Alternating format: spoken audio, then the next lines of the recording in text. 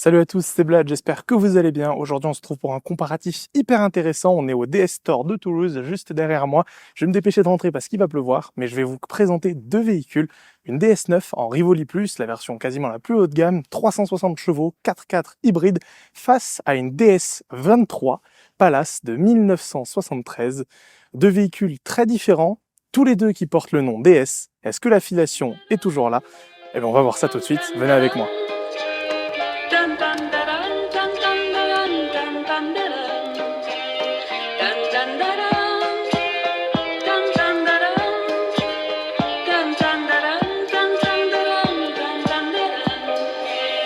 Le temps est bon, le ciel est bleu. J'ai deux amis qui sont aussi mes amoureux. Le temps est bon, le ciel est bleu. Nous n'avons rien à faire, rien que d'être heureux. Mon cœur est grand, grand, grand, grand comme le vent, et je suis douce comme l'eau.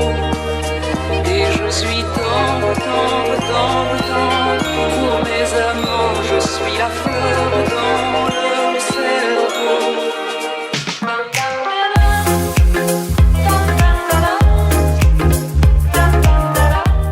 La voici donc notre jeune DS9 et on va en parler un petit peu plus en détail. En ce qui concerne sa face avant, cette DS9 est très statutaire et correspond aux standards de la gamme DS d'il y a quelques années puisque elle commence un petit peu à dater. Elle n'en reste pas moins très élégante et très statutaire. Vous avez cette grande calandre avec les DS Wings ici qui vont sous les projecteurs, qui sont matriciels, directionnels, très élégants et qui font une signature lumineuse magnifique quand on ouvre la voiture avec des petits reflets violets, etc. Vous avez les DRL qui descendent juste ici, une partie basse assez simple pour un véhicule de 360 chevaux. On s'attendrait peut-être à quelque chose de plus sportif, mais non, c'est vraiment très élégant. Et puis ici, cette calandre, donc je disais, qui est extrêmement élégante aussi avec ce travail vraiment, on a vraiment l'impression d'avoir de multiples sculptures littéralement dans la calandre qui mettent vraiment en valeur le logo DS ici avec ce petit sabre ici qui remonte tout le long du capot, mémoire à certaines anciennes Citroën. La partie latérale de cette DS9 est vraiment élancée et toute en ligne horizontale comme la face avant. Vous avez cette ligne qui prend sa source ici et qui va vraiment faire tout le côté de la voiture jusqu'à arriver à la partie arrière au niveau des feux dont on reparlera un petit peu après. Et puis en restant dans l'horizontalité, vous avez ce chrome qui vient depuis le rétroviseur qui est tout droit sans aucune cassure et qui vient dessiner un petit peu une demi-lune ici au niveau de la chute de toit pour s'élargir un petit peu. Et là, ici, on a un élément très intéressant, mais on va en reparler. Il est vraiment intéressant de noter que cette DS9 fait tout dans l'élégance. C'est encore plus le cas ici avec cette couleur noir perlanera qui fait vraiment ressortir tous les chromes de la voiture et qui lui donne vraiment une élégance presque comme un gentleman en costume. Je me considère pas comme tel, mais presque. Ces jantes sont aussi spécifiques à la version 360 chevaux. Elles sont de 20 pouces et cachent des freins beaucoup plus gros, des freins qui sont tirés de la 308 GTI et après de la 508 PSE. Voilà, c'est les freins habituels de cette chaîne de traction qui sont à multiples pistons, 4 si mes souvenirs sont bons, et qui sont bien plus gros, siglés DS Performance, pour pouvoir ralentir toute cette cavalerie. Le seul pincement que vous retrouverez sur ce côté, à part ceux qu'on a déjà cités, c'est celui qui fait toute la longueur ici également aussi, qui rehausse très légèrement la voiture et qui la rallonge encore une fois par sa longueur. Franchement, c'est un côté, regardez-moi ça, qui est vraiment hyper élégant tout en longueur. Et je trouve que finalement, ça va plutôt bien avec l'âme de la DS originale. On va aller la voir après, mais dites-moi déjà ce que vous en pensez du côté de cette DS9. Allez, on va voir l'arrière. Pour parler de l'arrière de cette DS9, on va déjà se concentrer un petit peu sur le 3/4 puisque c'est là que les feux débutent. Comme je vous l'ai dit, déjà on a cette ligne qui vient jusqu'à l'arrière et qui partait déjà de la face avant. Et puis on a cette espèce de sabre qui vient ici, qui vient littéralement encadrer les feux pour se rejoindre ici dans un bandeau de chrome assez sympathique. Du coup, avec l'autre côté qui fait vraiment finalement avoir un arrière qui se rejoint, qui est de plus en plus fin. Encore une fois, on est vraiment sur une question d'élargissement, d'élégance, d'horizontalité, vraiment présent sur toute la voiture. Elle est très cohérente, cette DS9. Vous avez cette espèce de queue de canard un petit peu très légère. Encore une fois, on n'en est pas au point d'une 508 par exemple, ou même d'une 308 SW pour rester dans le même groupe. Et puis, quand on prend la face arrière de pleine face, du coup, je vous l'ai dit, on a vraiment une idée de ce travail horizontal qui a été réalisé vraiment, encore une fois, de l'élégance, mais surtout avec un petit peu, comment dire, d'originalité. Vraiment, vous voyez notamment avec ces feux tout en écaille, vraiment, ça, vous allez voir avec les plans de près, c'est vraiment magnifique. Chaque écaille est différente, elle est vraiment travaillée de manière hyper détaillée, ça donne vraiment du cachet à cet arrière. En termes de badge, par contre, on est servi. Déjà, vous avez le logo DS ici, e-Tense 4x4 ici, puisque oui, les 360 chevaux viennent avec 4 roues motrices, un moteur électrique à l'arrière, un moteur électrique dans la boîte de vitesse et le moteur thermique à l'avant. Ça, on en reparlera un petit peu en détail après. Et puis, le badge performance et les logos DS9. Et puis, un petit peu plus bas, vous avez un travail toujours très horizontal sur ce diffuseur, entre guillemets, même si c'est plutôt le bas du pare-choc, honnêtement, il n'y a pas vraiment de diffuseur. Et puis, vous avez ces sorties d'échappement qui, je le sens avec la chaleur, sont vraies. C'est présent des deux côtés d'ailleurs, et ça c'est assez agréable, franchement ça fait plaisir. Même des véhicules de cette gamme là dans d'autres marques ont des fausses sorties d'échappement et ça m'agace, autant rien mettre du tout, je préfère. Quand l'extérieur lui était simple, élégant et très peu ostentatoire, l'intérieur lui reste toujours très élégant mais vraiment beaucoup plus ostentatoire et vraiment beaucoup moins simple. Vous avez ce pack intérieur Opera cuir rouge étendu, et quand je dis cuir et quand je dis étendu, c'est vraiment étendu, il y en a absolument partout. On cherche les endroits où il n'y a littéralement plus de cuir. Pourquoi? Eh bien, vous avez l'intégralité de la planche de bord qui est en cuir. Ici, le tableau de bord jusqu'au bout, mais vraiment jusqu'au bout, surpiqué de rouge, avec le dessous de la casquette de compteur qui est également en cuir. Ça va jusque là-bas. La petite horloge BRM qui se replie quand vous coupez le contact, mais qui se déplie également quand vous remettez le moteur en marche. Vous avez ici un cuir qui est un petit peu marbré, un petit peu différent à la place des inserts habituels qui se retrouvent ici également sur les portes avec cette ligne de chrome qui fait absolument tout le tour. Vous avez les bouches d'aération ici avec du coup le bouton pour démarrer le moteur. Vous avez vraiment un travail un petit peu diamanté, un petit peu guilloché absolument partout. Ici vous avez d'ailleurs le point perle caractéristique de DS. Le petit badge Opera pour vous rappeler que l'intérieur n'est pas là pour rigoler. L'éclairage d'ambiance qui se retrouve un petit peu partout, toujours au même endroit. Cette idée vraiment de continuité, de simplicité, toujours d'horizontalité qui se retrouve à l'intérieur. Le volant qui lui est en cuir pleine fleur toujours. Le centre de volant aussi. Et ça, je le note, les centres de volant en cuir, c'est très rare en même temps. Vu que l'intérieur est intégralement en cuir, ils devaient le faire aussi. Ici, c'est également en cuir, vraiment magnifique ce cuir, il est d'une qualité, et j'ai rarement vu ça, aucun défaut, aucun grainage pour masquer si vous voulez les défauts, il est lisse, il est magnifique.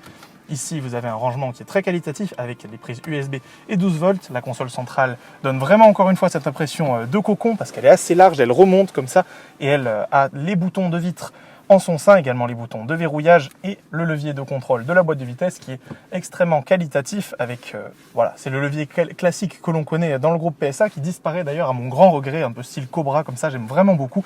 Et puis voilà, un point que je note vraiment pour cet intérieur, ça va être le confort. Au-delà de la qualité que je vous vante depuis plusieurs minutes, mais que vous pouvez aller vérifier vous-même en showroom parce que c'est une dinguerie vraiment.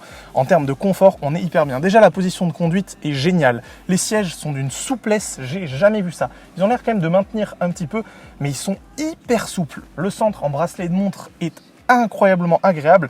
Et puis, le détail à noter, c'est qu'ils sont chauffants, ventilés et massants. Et électrique évidemment en mémoire à l'avant, mais également à l'arrière. Et ça, on va aller en parler tout de suite. Mais avant, voilà, je voudrais aussi parler de ce ciel de toit avec les montants A, B et C qui sont en Alcantara. Et ça, encore une fois, une qualité de finition telle dans un véhicule qui, certes, vaut bien son prix, plus de 70 000, voire 80 000 euros en fonction des équipements et des versions. C'est sûr qu'on le sent passer, mais par contre, ce qu'on ne voit pas à ce genre de prix habituellement, c'est ce genre de finition. Vous avez donc l'Alcantara qui court également sur les pare-soleil, avec d'ailleurs le miroir de courtoisie. Ici, les boutons pour ouvrir le toit qui est ouvrant et panoramique. Et puis, à l'arrière, ça continue, mais on va aller le voir tout de suite. Venez avec moi. À l'arrière de cette DS9, on est royalement bien installé. Déjà, je vous l'ai dit, vous avez des sièges chauffants, ventilés et massants à l'arrière que l'on peut contrôler ici avec les boutons qui sont présents sur le côté de cet accoudoir. Cet accoudoir, parlons-en. Déjà, vous avez des petits porte-gobelets, classiques pour un accoudoir, mais il est intégralement recouvert de cuir avec des rangements ici, mais surtout un travail. Regardez, vous avez le bracelet de montre qui est là. Vous avez un travail qui est absolument dingue. On est hyper bien assis. Moi qui suis grand, je fais 1m85. Vraiment, on est vraiment bien à l'arrière. Alors oui, il ne faut pas plus. Hein. Pour être très honnête, si je me mets vraiment au fond du siège, voilà, 2-3 cm de plus à la tête et c'était réglé, je rentrais plus. Mais vous avez ce ciel de toit en Alcantara, ces poignées de maintien qui sont en cuir surpiqué. La dernière voiture dans laquelle j'ai vu ça, c'est un Aston Martin DBX. Je rigole pas. Évidemment, le toit ouvrant s'arrête un petit peu après les appuis-têtes des passagers avant, mais on a quand même pas mal de luminosité ici à l'arrière. Les surfaces vitrées sont assez grandes. D'ailleurs, vous avez le contour des vitres qui est pas de couleur carrosserie comme beaucoup de voitures, mais qui est non seulement recouvert, mais en plus de ça de cuir, toujours encore est encore du cuir. Ici, la finition est excellente. Comme à l'avant, en fait, vous n'avez pas de différence de traitement. Vous avez votre éclairage d'ambiance, vous avez votre système audio, vous avez l'insert ici un petit peu marbré, toujours en cuir avec le point perle, l'aluminium, toujours du cuir sur piqué rouge ici, le bouton de vitre ici. Vitre qui d'ailleurs, vous allez le voir, non seulement elle est rapide, mais elle descend tout en bas, donc vous pouvez voyager coude à la portière à l'arrière aussi, et ça, c'est très agréable. Et puis voilà, encore une fois, pour continuer dans l'instance présidentielle, vous avez ces coussins qui sont réglables ici à l'arrière de la tête. Vous avez l'avant du siège ici qui peut s'avancer pour pouvoir déplier vos pieds. Alors oui, c'était déjà dans la C6, mais la C6 était déjà très impressionnante pour ça à l'époque, et c'est vraiment très agréable de pouvoir donc bouger le siège ici comme ça. Évidemment, ça aurait été parfait s'il avait été là, le bouton, pour pas avoir à aller chercher, mais franchement, là, c'est vraiment du chipotage. Mais voilà, honnêtement, l'arrière de cette DS9, il est incroyable. La seule chose que ça mériterait, mais là, encore une fois, je chipote, ce serait des appuis-têtes un petit peu plus souples. Les seuls endroits où vous trouverez des plastiques durs, ça va être ici, en bas des portières, et encore, ça reste quand même suffisamment qualitatif. Et puis, sur les seuils de porte, les moquettes sont assez épaisses, assez sympathiques. Et là, vous savez, vos réglages de climatisation, de chauffage et de rafraîchissement des sièges. D'ailleurs, petit détail que je n'avais pas remarqué, regardez ici, le verrouillage arrière est activé. Et qu'est-ce qui se passe? Si vous avez des enfants qui appuient partout, ils ne peuvent absolument rien faire. Monter la température, les sièges chauffants, ventilés, rien. Par contre, si jamais vous désactivez le verrouillage de l'arrière, là, vos passagers auront le droit de choisir et de s'activer les sièges ventilés, les sièges chauffants et de régler leur température indépendamment de la température avant. Avec en bas des ports USB. Donc franchement, c'est un arrière qui est très très agréable. J'aime vraiment beaucoup cette DS9. Je vous avais promis de vous en parler ici de ces petits feux de position une fois le moteur démarré, mais voilà, le jour me fait vous mentir. Ils sont quand même allumés un peu, mais on les voit pas. Évidemment, c'est censé être visible de nuit. C'est un clin d'œil à la DS 21 et 23 et même 19 qu'on ira voir juste à l'intérieur après. Mais voilà, je voulais vous parler un petit peu du volume de coffre, puisque il est évidemment motorisé. Alors, c'est une malle, hein, c'est pas un haillon, mais vous avez quand même pas mal de place. Ça va vraiment profond malgré les sièges qui sont vraiment reculés à l'arrière. Vous avez un petit peu de place ici pour les kits de secours, mais voilà, il faut pas oublier qu'il y a les batteries juste en dessous. Mais vraiment, alors oui, ça va gêner pour charger des objets hauts. Mais par contre, en termes de profondeur, vous pouvez mettre vraiment beaucoup de valises. Vous avez les petites trousses ici qui sont fournies par DS. Ça, c'est le tarif. Je vous en parlerai après. Mais voilà, vous avez vraiment un véhicule qui reste très logeable, même dans le coffre. Et ça fait plaisir. Encore une fois, comme motorisé, même pour la fermeture logique. Bon, le fait d'accéder ici au levier de capot et de refermer la portière me fait me rappeler que l'accès est assez aisé à l'intérieur de cette voiture, et je voulais vous le rappeler. Mais voilà, je ne vais pas épiloguer par contre sur les motorisations, on va parler spécifiquement de cette version. Ici, sous le capot, vous retrouvez le très connu 1,6 litre cette PureTech qui est ici couplé à un moteur électrique directement dans la boîte de vitesse pour une puissance cumulée de 360 chevaux, aidé par le moteur de 110 chevaux à l'arrière. Voilà, tout ça, ça arrive à vous faire 4 roues motrices quand vous en avez besoin, que de la propulsion, que de la traction. Voilà, ça gère vraiment tout seul. C'est un groupe motopropulseur qui fonctionne, à mon avis, beaucoup mieux dans cette DS9 que dans la 508 PSE. Pourquoi? Même si j'adore la 508 PSE, ça reste une voiture typée sport. Et mon avis est que le groupe motopropulseur 360 chevaux est beaucoup plus adapté sur un véhicule typé confort, puisque pour moi, il n'est pas assez réactif, pas assez sportif. Il ouate, il est coupleux, il est silencieux, il est agréable. Mais ça, c'est très bien dans un véhicule comme celui-ci. Donc voilà, pour moi, si je devais acheter une DS9, ce serait littéralement dans cette configuration. Elle est magnifique. Et en parlant d'achat, elle est disponible à 72 000 € à l'achat avec moins de 5 000 km chez DS Toulouse, États-Unis. Donc n'hésitez pas à aller la voir. Et nous, ce qu'on va aller voir là tout de suite, ça va être cette DS23 pour pouvoir la comparer et se demander si cette DS9 a vraiment la DNDS. Mais avant ça, si vous êtes intéressé par la réalisation d'une vidéo plus poussée sur cette DS9 et pourquoi pas un essai, n'hésitez pas à me le faire savoir en commentaire et j'essaierai de persuader DS Toulouse de me prêter ce véhicule. Allez, sans plus attendre, n'hésitez pas à aller me suivre sur Instagram, les suivre sur Instagram, à me suivre ici sur YouTube avec le petit bouton s'abonner, ça vous coûte rien et ça m'aide beaucoup, ça me donne des opportunités encore une fois. Le pouce bleu et le commentaire sont également les bienvenus et pourquoi pas, même si vous êtes adorable, le partage à ceux que cette vidéo peut intéresser, pourquoi pas des passionnés DS, des passionnés Citroën ou même des passionnés automobiles tout court ou même votre grand-mère. Parlons donc de cette DS23 en version IE. Elle est absolument magnifique, elle est hyper jolie, vraiment j'aime beaucoup cette voiture.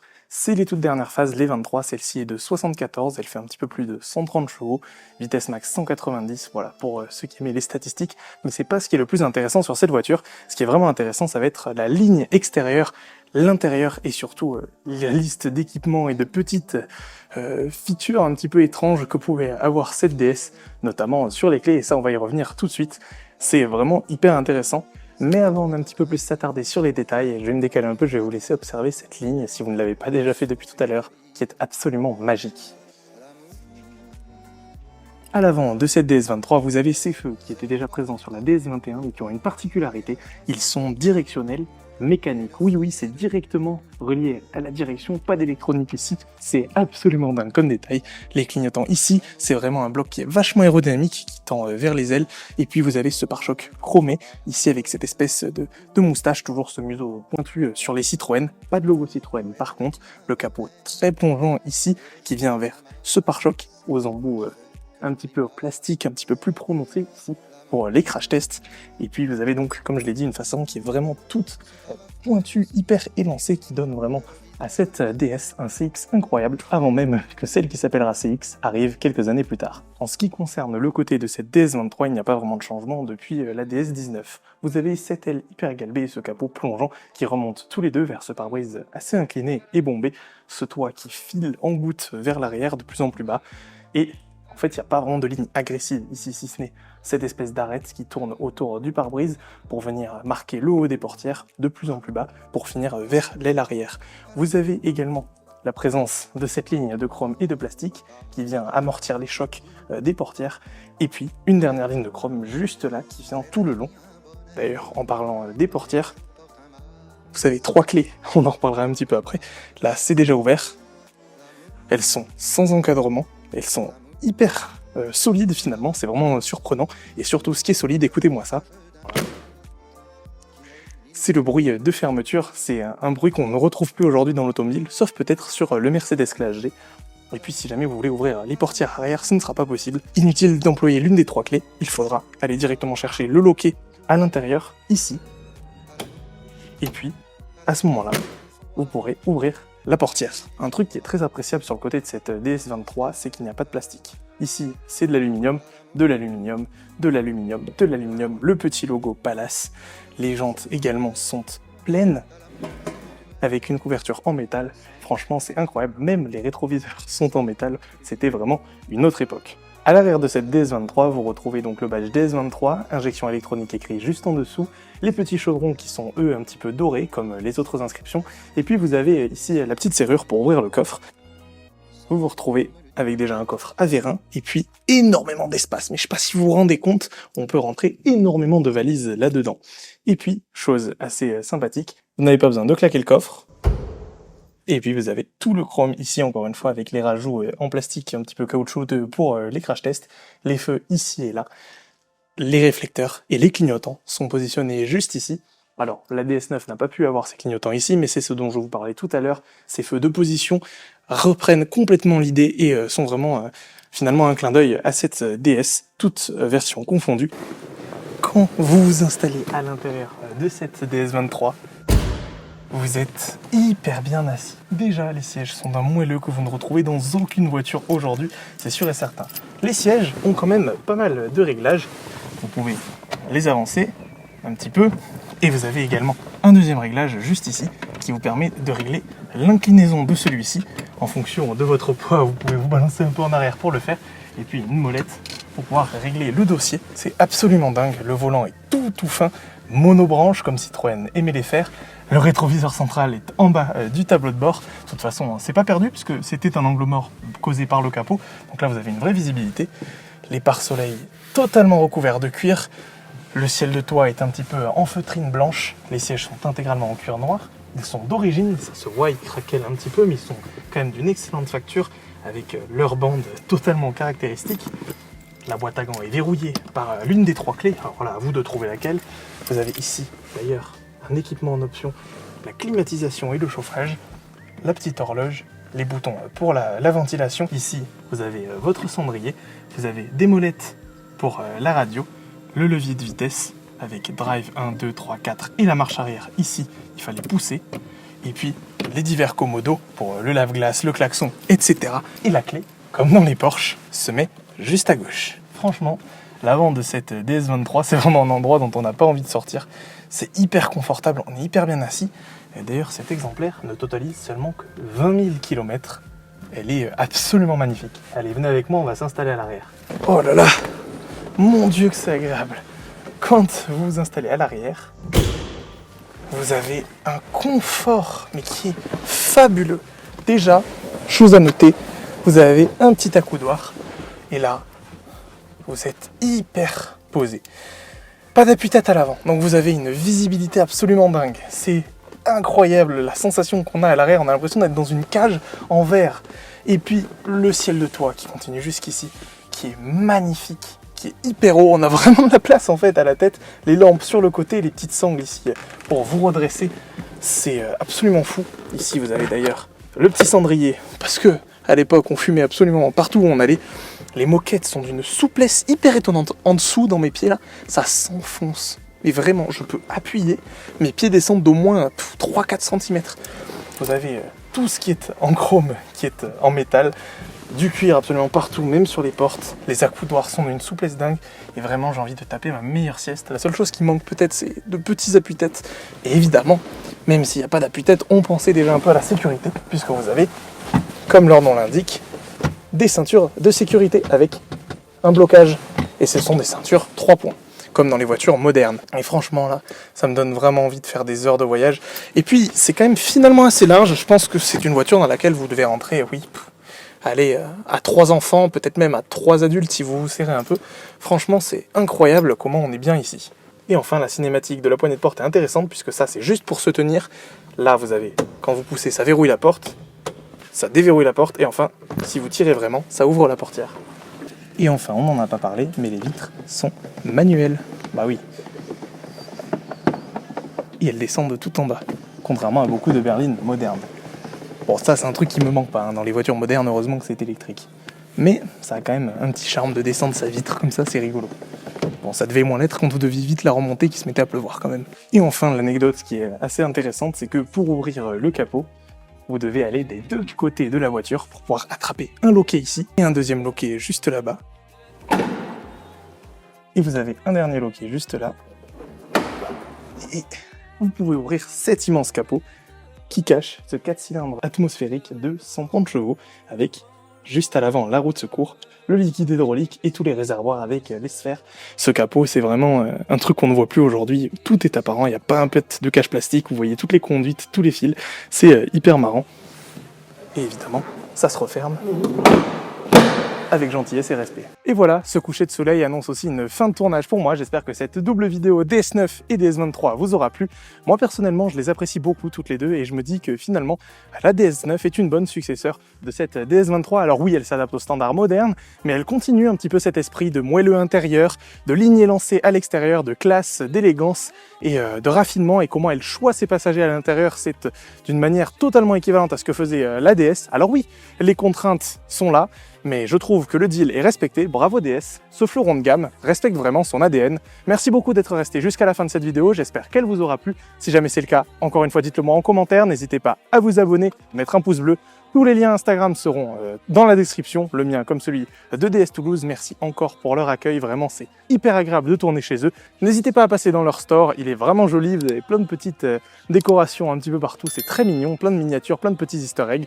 Moi je reviendrai en juin pour un autre véhicule très sympathique, mais je vous dis rien. Chut. Ou alors, allez sur mon Instagram, vous le saurez peut-être un petit peu en avance. Merci beaucoup d'être resté jusqu'à la fin. Allez, ciao!